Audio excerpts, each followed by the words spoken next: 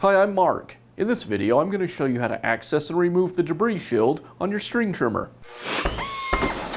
There's a number of ways that the debris shield can be secured to your trimmer shaft, but usually it involves some kind of a clamp and some screws that secure it.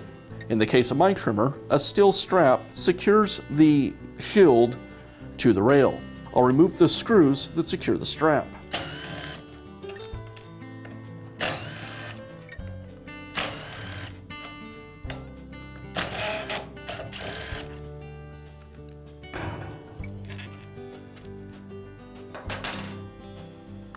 And now I can remove the debris shield from the trimmer.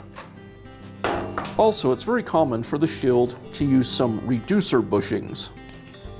They do this so that the same shield can be used on many different models of trimmers. And now you know how to access and remove the debris shield on your string trimmer.